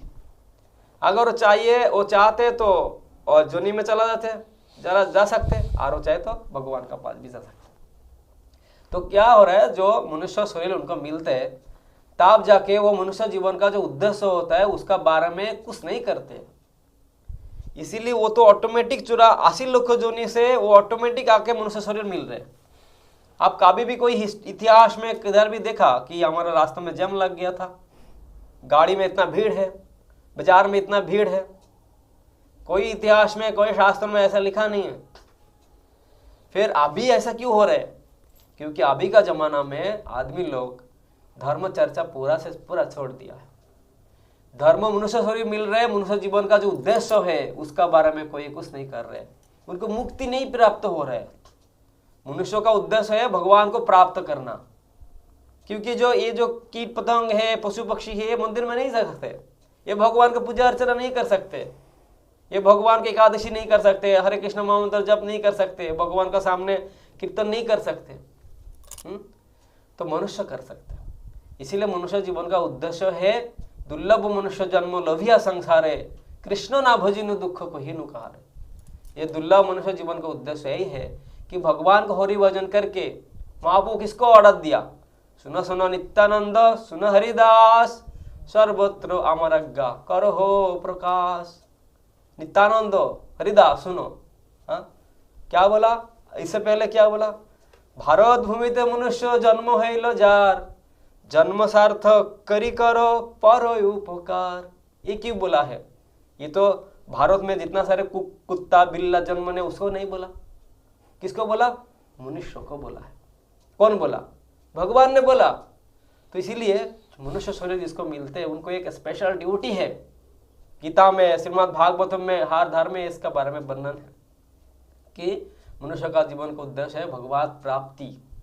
ऐसा कर्म करो, जैसा हम बातों में बोलते हैं कि धर्म कर्म करो, ऐसा कर्म करना चाहिए जो कर्म करने से मेरा धर्म बढ़ते, मैं और धीरे धीरे और धार्मिक हो सकता हूँ, ऐसा कर्म करना चाहिए। तो मनुष्य क्या कर रहे हैं?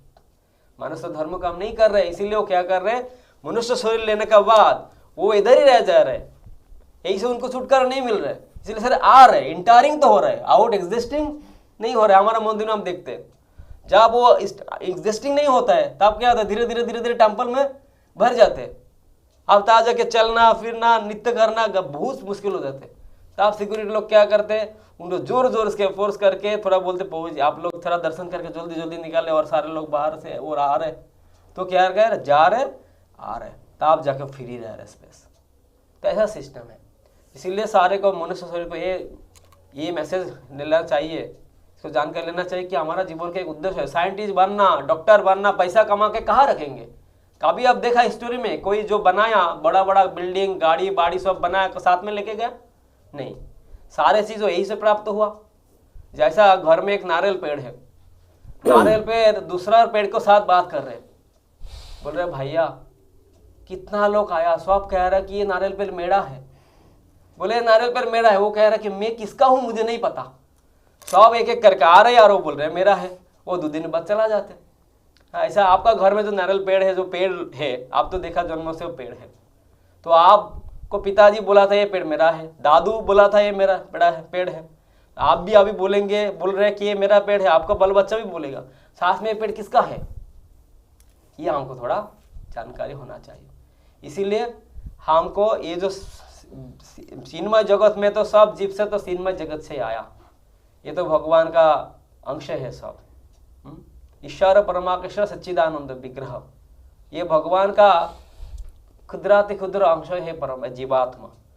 इसमें चिन्मय जगत में तो ऑल लिमिटेड है, भगवान का सब सर्वेंट है, और वो जब प्रभु करने के लिए अपना प्रभु बन के जब सोचा तब जाके वो पृथ्वी पर आया। कृष्ण भूली जे जी भोगवंशा करे, निकटस्थ माया तरे झापोटिया धरे। जब चिन्मय जगत में भगवान को सेवा करते करते कभी कभी वो माला एक माला बनाया, अच्छा फूल से आंगीना से फूल तोड़ा माला बनाया। अभी वो सोच रहा रे ऐसा क्या है कि मैं हर डे माला बनाऊंगा और कृष्णों के देना है, नहीं आज मैं कृष्णों के माला नहीं पहनाऊंगा, आज मैं ही पहन लूंगा। ये क्या होगा, भोग विद्या आ गया।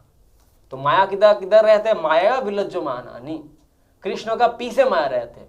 कृष्ण सूर्य सम माया है अंधकार, हमारा अंधेरा कहाँ आते, जब मेरा पीछे आ जाते, लाइट रे सामने रहते तो पीछे अंदर आ जाते, तो वही माया है। माया मतलब है शैडो, साया, जो कुछ नहीं है, देखे थे ऐसा नहीं है। तो जीव जब ऐसे वासना करते तो वो माया देवी तुरंत कृष्ण बोली जय जी भोगवंशा करे, निकटस्थ माया तक झापटिया धरे, ऐसे पकड़ के क्या करते, फेंक देते जगत में। तब वो ऐसा करके करके तो आ रहे, इधर से निकल नहीं पा रहे। इसीलिए इधर का हमारा जन समुदाय पॉपुलेशन बढ़ रहे। फिर हमको इसको ठीक करने के लिए क्या करना है, हरे कृष्णा कृष्णा कृष्णा हरे हरे, हरे राम राम राम हरे हरे। ऐसा करके करके क्या होगा, उसको मनुष्य जीवन का जो उद्देश्य प्राप्त हो जाएगा और वो लिबरेटेड हो जाएगा, भगवान को प्राप्त कर लेगा। बहुत जल्दी पॉपुलेशन का जो क्राइसिस, ये जो बढ़ रहा है गैदरिंग, ये ठीक हो जाएगा। बहुत सुंदर। तो ये जीव आत्मा की जो संख्या है यह असंख्य है, लेकिन जब युग प्रलय की ओर जाते हैं ना प्रभु जी, तो क्या होता है कि जनसंख्या थोड़ा बढ़ता है और एक ब्रह्मांड से दूसरे ब्रह्मांड में आत्मा एक योनि धारण करते हैं। जब ये अभी कलयुग चल रहा है, तो कलयुग का जो प्रारंभ युग थे तो उतना पॉपुलेशन नहीं था, लेकिन अब प्रलय की ओर जा रहा है ना, कलयुग का टाइम बढ़ते जा रहा है। तो ऐसा है कि एक ब्रह्मांड से दूसरे ब्रह्मांड में कुछ आत्मा कली में आकर प्रकट हो रहा है। तो हमको लग रहा है कि जनसंख्या बढ़ रहा है, नहीं, इससे भी ज़्यादा जनसंख्या था द्वापर में। अगर देखा जाए तो, अगर हम पढ़ेंगे शास्त्र को, तो 64 करोड़ लोग महाभारत की युद्ध भूमि में लड़ाई किए थे। तो आपको ऐसा नहीं सोचना चाहिए कि जनसंख्या बढ़ रहा है, जनसंख्या पहले से सिर्फ ट्रांसमाइग्रेशन हो रहा है, एक ब्रह्मांड से दूसरे ब्रह्मांड में आत्मा प्रकट हो रहा है। हरे कृष्णा। बहुत सुंदर प्रभु जी। हमारे बंसी गोपीनाथ प्रभु एंड रूप सनातन प्रभु जी अपना फिलोसफी, एग्जाम्पल और शास्त्रीय प्रमाण दे के जो व्यक्त किए, ये बहुत ही सुंदर है। तो डायरेक्टली कुछ दिन पहले, अबाउट 5 दिन पहले, हमारे इसी विषय में श्रीपाद प्रेमानंद प्रभु श्रीमद् भागवतम क्लास दे रहे थे बंगला में। तो प्रभु जी बोलना चाह रहे थे कि जैसे एग्जाम्पल के रूप में उस समय जब हम दोनों सुन रहे थे तो लक्ष्मी बहुत ज़ोर ज़ोर से हंसने लगी। मैं बोला हंसे क्यों? बोले कि प्रभु जी बोल रहे कि बांग्लादेश से अगर कोई बंगाली सबको इंडिया में घुसा दे तो यही है ग्रो है ना।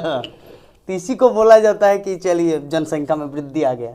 तो जैसे प्रभु जी बोले कि एक ब्रह्मांड से दूसरे ब्रह्मांड में मतलब क्या बोलते हैं ट्रांसफ़र करना, तो ऐसे ही अगर बांग्लादेश में बहुत सारे लोग हैं तो उसको यहाँ पर ला दिया तो जनसंख्या में भारत में तो लोग बढ़ेगा ही।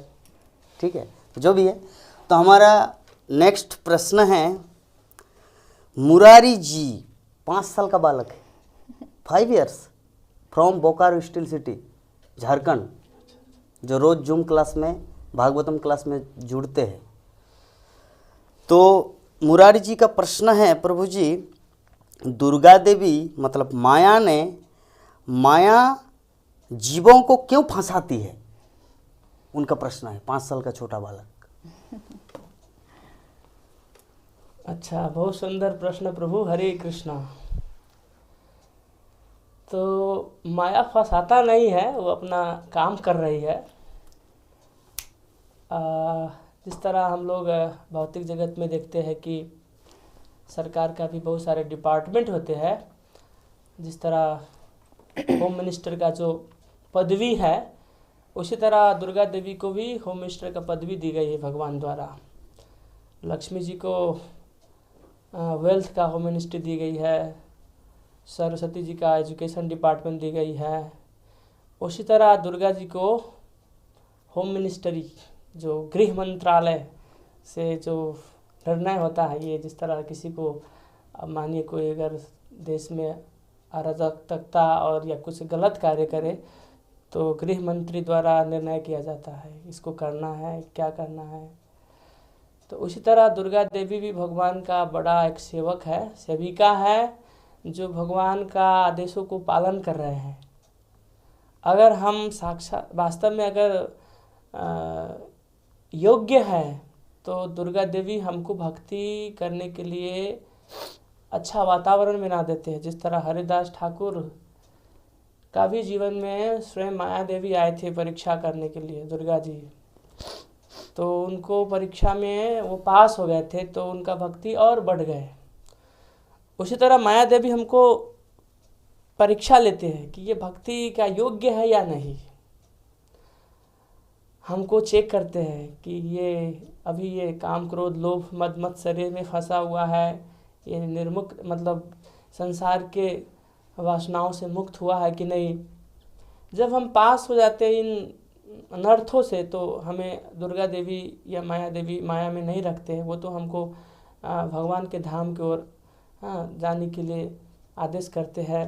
और दुर्गा जी जिस तरह हमारे आध्यात्मिक जगत में योग माया होते हैं और वहाँ भी हम लोग उसके कारण से अपना जो लीला जो होते हैं उसमें हम भूल जाते हैं कि कृष्ण भगवान है और भगवान के साथ नित्य लीला में हम लोग संगी बनकर वहाँ पे जो भगवान के साथ रहते हैं। उसी तरह यहाँ पर भी माया देवी का हमको विस्मृति देते हैं कि जड़ जगत में लीला करने के लिए। हरे कृष्णा प्रभु। बहुत सुंदर, ऐड करेंगे, बोलिए संक्षेप में। माया देवी जो काम कर रहे हैं, एक्चुअली एक चीज़ हम पहले देखेंगे तो एग्ज़ाम किसको लिया जाता है? जो स्कूल में एडमिट किया, नेक्स्ट क्लास में जाना चाहते हैं। जो पढ़ाई नहीं कर रही, स्कूल में एडमिट नहीं लिया, उसको क्या परीक्षा है, क्या एग्ज़ाम लेना है? तो जो माया में बंदी है उसको पता नहीं लगा कि मुझे माया पकड़ के रखा है। हाँ, तो माया परीक्षा किसको लेते हैं? जो भगवान को प्राप्त होना चाहते हैं उसको माया परीक्षा लेते हैं। ऐसे तो माया का अंडर में सब है। मायाध्यक्ष न प्रकृति शुयते सचराचरम, ये तो जीव आते ही माया में पड़ते हैं। तो इसीलिए माया हमको परीक्षा लेते हैं, किस लिए? हम और सिंसियरी जो सब्जेक्ट के मैं चर्चा कर रहा हूँ उसमें और मैं सिंसियर हो जाए और मैं मुझे होशियारी मिले और शिक्षा मिले, इसलिए माया जी भी हमको एग्जाम लेते हैं। हमको छुटाना नहीं है, हमको उसे हटाने के लिए नहीं है। वो देखते तुम कितना सिंसियर हो, कितना तुमको उसमें इंटरेस्ट है, इसीलिए मायादेवी परीक्षा लेते हैं भक्ति में। ऐसा हम लोग शास्त्रों में ऐसे हमको शिक्षा मिलते हैं। उसे डरना मत, आगे बढ़ते रहिए भगवान को प्रार्थना करते हुए। तो भगवान को प्रार्थना करेंगे। प्रभुपाद ने भी ऐसा प्रार्थना किया। प्रभुपाद के एक बार प्रभुपाद प्रार्थना कर रहे थे, भक्त लोग पूछ रहे प्रभुपाद आप क्या कर रहे हैं? तो बोला मैं भगवान कृष्ण से प्रार्थना कर रहा हूँ कि भगवान आपको माया से मुझे मुक्त रखिए, ताकि मैं अच्छे से भगवान आपको भक्ति कर सकता हूँ। तो ऐसा हमको प्रार्थना इम्पोर्टेंट है, प्रार्थना करते रहिए। और माया देवी हमको और भक्ति में और स्ट्रांग बनाने के लिए हम परीक्षा भी लेते रहेगा। ये भी भगवान के इच्छा से ही होता है। हरे कृष्ण। बहुत सुंदर प्रभु जी। चलिए, तो अभी एक दूसरा प्रश्न आया है। हिमांशु प्रभु जी का नाम है, लेकिन एड्रेस नहीं बताए कहाँ से है। प्रभु जी का प्रश्न है कि जैसे गीता में, भगवत गीता में भगवान कर्मयोग की बात करते हैं, तो क्या सन्यासी बनकर ही भगवान को प्राप्त किया जा सकता है? हरे कृष्णा। हरे कृष्णा प्रभु जी, बहुत अच्छा आपका प्रश्न है। तो ऐसा नहीं है कि केवल सन्यासी बनकर ही भगवान की प्राप्ति हो सकती है। एक बहुत लंबी चौड़ी लिस्ट है भगवान के ऐसे भक्तों की जो गृहस्थी में रहकर भी इतनी शुद्ध भक्ति किए हैं। तुलसीदास जी, कबीरदास जी, और पता नहीं कितने उदाहरण है हमारे सामने। श्रील प्रभुपाद तो हमारे सामने इतना बड़ा उदाहरण है, जिसके बारे में क्या उन्होंने नहीं किया अपने गुरु महाराज की सेवा करने के लिए। जब वो गृहस्थी में थे तब भी निरंतर अपने गुरु महाराज के संपर्क में रहते थे और किसी न किसी प्रकार से भक्ति में लगे रहते थे। यद्यपि उन्होंने भी संन्यास लिया, और संन्यास लेकर के फिर जो चमत्कार दिखाया है, इसीलिए उनको सेनापति भक्त कहा जाता है। क्योंकि उस एक अकेले सन्यासी ने पूरी दुनिया का नक्शा बदल के रख दिया। भक्ति का ऐसा, क्या कहना चाहिए, जादू चलाया है कि एक एक व्यक्ति, मतलब विदेशी लोग जो जानते भी नहीं थे कि कृष्ण क्या है, वो आज सब जानते हैं। तो आपका जो प्रश्न है कि क्या सन्यासी बनकर ही भगवान की प्राप्ति हो सकती है, नहीं, ये कोई बाउंडेशन नहीं है कि सन्यास लेना पड़ेगा तभी जाकर के आपको भगवान की प्राप्ति होगी। नहीं, गृहस्थी में रहकर भी आप जो है भगवान की प्राप्ति कर सकते हैं। श्रीमद् भक्ति चारू स्वामी गुरु महाराज का एक दिन मैं क्लास सुन रही थी, तो उसमें वो एक प्रश्न के उत्तर में कह रहे थे कि आप जब घर में रहते हैं तो आपको ये मान के नहीं चलना है कि ये घर मेरा है। नहीं, आपको ये मान के चलना है कि यह घर मेरे गौरनिताई या जो भी आपके घर में विग्रह सेवा में हैं, लड्डू गोपाल हैं, जगन्नाथ बलदेव सुभद्रा हैं, आपको ये मान के चलना है घर उनका है, हम दास दासी वगैरह उनकी सेवा में लगे हुए हैं बस। तो जब आपका ये भाव आ जाएगा तो गृहस्थी में भी आपको भगवान की प्राप्ति हो जाएगी, गृहस्थी में रहकर भी। क्योंकि आपका सब समय चिंतन ये होगा, आप घर में आएंगे तो सबसे पहले आप उनसे कुशल क्षेम पूछेंगे, कैसे हो, क्या कर रहे हो। जाएंगे तब भी बोल कर जाएंगे कि हम थोड़ा आते हैं, ध्यान रखना घर का भी, और इस प्रकार से। और कुछ बनाएंगे तब भी, चलो अब क्या बनाए, गोपाल के लिए कुछ तो बनाना है ना, क्या बनाएंगे। तो फिर ऐसा मतलब सब समय गृहस्थी में भी चिंतन यही रहेगा कि सब कुछ उनके लिए, भगवान के लिए हो। तो ये जो आपका प्रश्न है कि सन्यास में जाकर ही भगवान की प्राप्ति हो, नहीं, गृहस्थी में रहकर भी बहुत सुंदर तरीके से आप सम्मिलित रूप से, क्योंकि आपको एक साथी मिल जाएगा भक्ति में जो आपकी कहीं गलती हो तो आपको सचेत कर देगा, नहीं ऐसे नहीं करना। जैसे मेरे पर्सनल लाइफ का मैं एक्सपीरियंस बताती हूँ, क्योंकि मुझे तो हर स्टेप पर मेरे प्रभु जी बताते हैं कि इस प्रकार से सेवा करनी चाहिए, इस प्रकार से अगर आपको रसोई में भगवान के लिए बनाना है, आपको ये नहीं सोचना है कि हम क्या खाएंगे आज, आपको ये सोचना है कि आज भगवान को क्या खाने की इच्छा है, और कुछ कीर्तन या कुछ कथा सुनते सुनते भगवान के लिए जो है भोग बनाया जाए, घर साफ किया जाए ये सोच के कि उनका मंदिर है। तो गृहस्थी भी भगवत प्राप्ति का एक साधन है निश्चित ही। हरे कृष्णा। बहुत सुंदर एग्जाम्पल के माध्यम से हम लोग देखे हैं कि भक्ति विनोद ठाकुर, हाँ, जो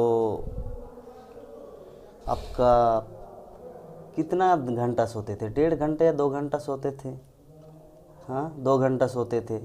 फिर आपका कलेक्टर थे ना, मैजिस्ट्रेट थे, वो भी काम करते थे, इतना बुक भी ट्रांसलेट करते थे, सारे विश्व के लोगों को कृष्ण भावना में से जोड़ने के लिए क्या कदम नहीं उठाया और अंत में जोड़ के ही रखा। उन्हीं की भविष्यवाणी है जिन्होंने भविष्य में, प्रभु जी वो श्लोक कैसा है कि जो अफ्रीकन, अमेरिकन, रशियन जो आके जय सच्चिनंदन जय सच्चिनंदन करके बोलेंगे तो भक्ति विनोद ठाकुर को भविष्यवाणी है। और हम लोग अभी इस्कॉन दुनिया में आके, श्रीधाम मायापुर में आके ये चीज़ अपनी आंखों से दर्शन कर रहे हैं।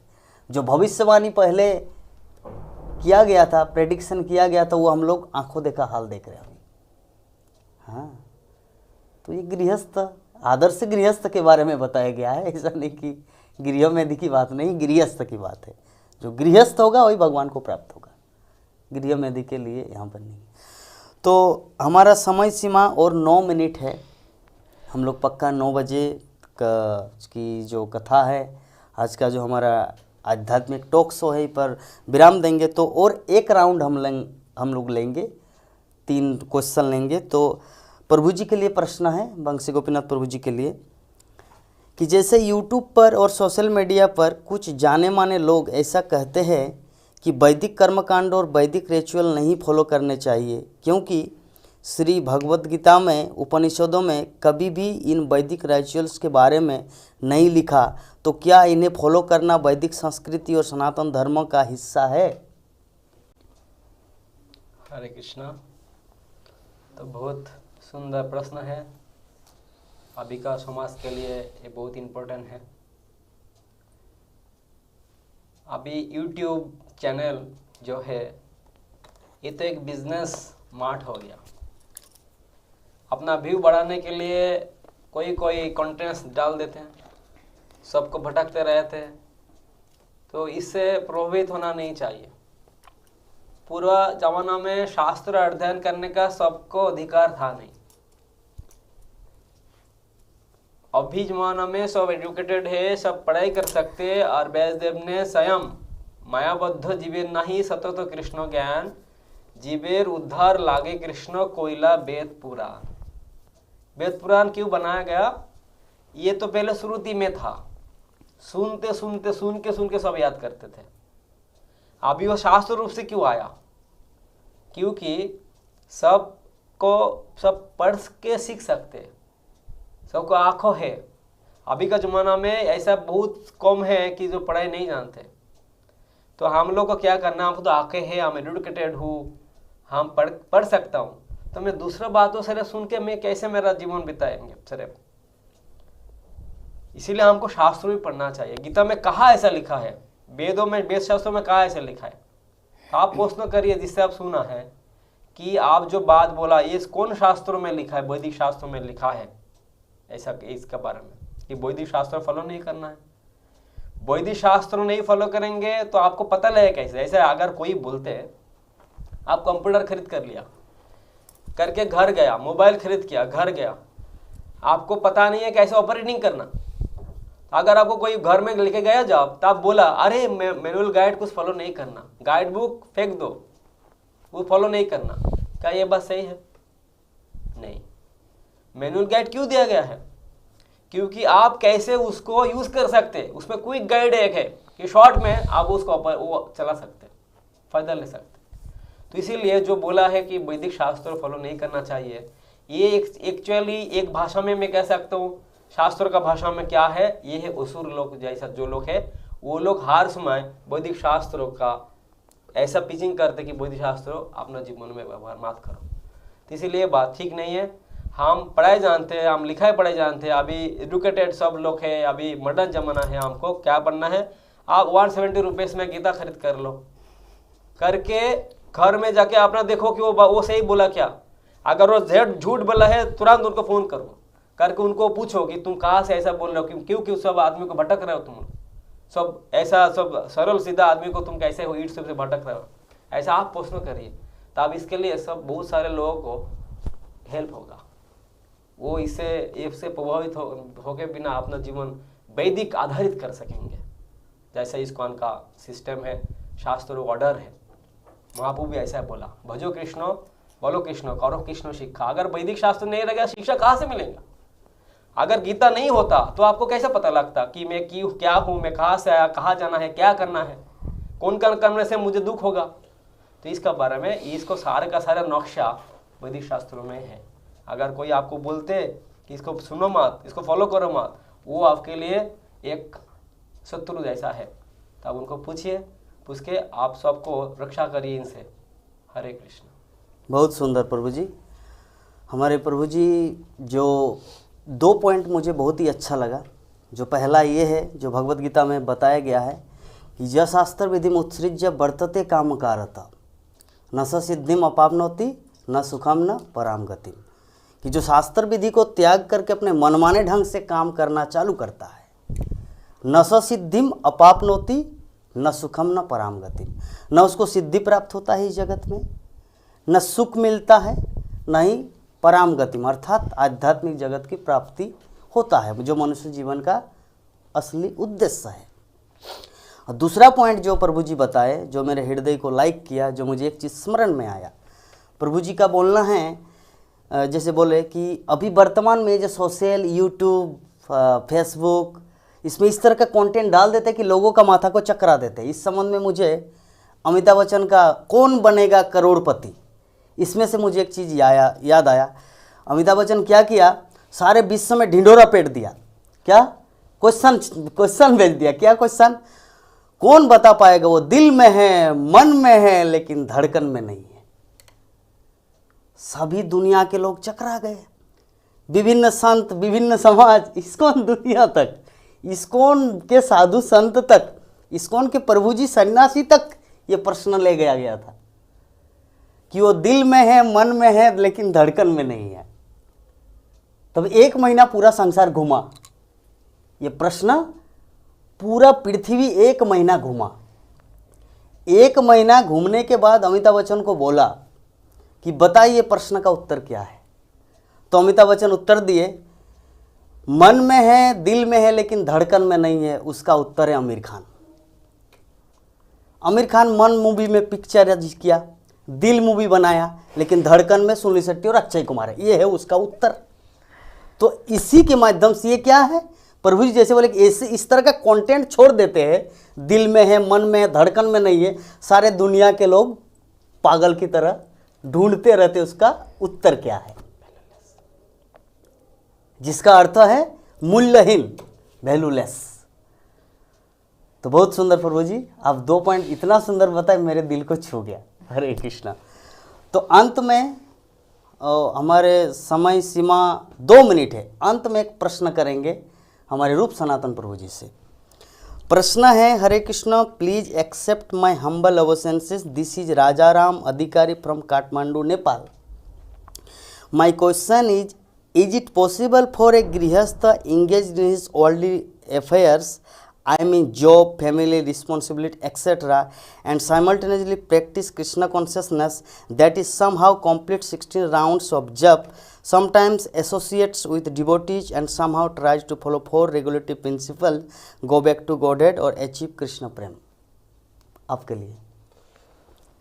हरे कृष्णा राजा राम प्रभु, बहुत सुंदर प्रश्न है आपका। देखिए, गृहस्थ जीवन जो है भक्ति के लिए ऐसा शास्त्र में कली काल के लिए अनुकूल माना जाता है, लेकिन इसको अनुकूल कैसे बनाए हमें साधु के संग से पता चलेगा। क्योंकि गृहस्थ जीवन निर्वाह करने के लिए हमको बहुत सारी आवश्यकता का ज़रूरी होता है, जिसमें लक्ष्मी सबसे बड़ा चीज़ है। अगर लक्ष्मी आपके घर पे गृहस्थ आश्रम में अगर नहीं है तो जीवन निर्वाह करने के लिए थोड़ा बहुत कठिन होता है। तो पैसा अर्जन करने क्रम में हम अपना साधन भजन थोड़ा करते करते निरुत्साह हो जाते हैं और भक्ति का जो क्रियाकलाप है उससे हम थोड़ा दूर होते जाते हैं। तो हम आपसे ये निवेदन करेंगे कि देखिए, महाप्रभु कहते हैं गृह ताको बन्नु ताको सारा हरि बोले ताको, कि चाहे गृहस्थ हो, चाहे वन हो, चाहे कहीं हो, सिर्फ हरि नाम कहना है हमको। तो आपके पास 24 आवर्स है, जिसमें से आपसे हम भिक्षा मांगते हैं 2 घंटा। आपसे कोई पैसा नहीं मांग रहा हो कि प्रभु हमसे पैसा मांग रहा है, वो भिक्षा 2 घंटा मैं आपसे मांग रहा हूँ आप ही के लिए, कि आप अगर सवेरे उठते हैं तो वो 2 घंटा आप सिर्फ श्रवण के लिए, जो हरे कृष्ण महामंत्र ध्वनि का श्रवण करें। और आपके पास आधा घंटा है और ज़्यादा, तो हमारे स्कूल में बहुत सारे साधु है, सन्यासी है, गुरुजन है, उनके मुखार बिंदु से विशेष करके शिला प्रभुपाद जी की ध्वनि, उनके लेक्चर सुन सकते हैं। तो 2 घंटा आपको 24 घंटा में से निकालना है, जो कि सिर्फ हरे कृष्ण महामंत्र जप करने के लिए।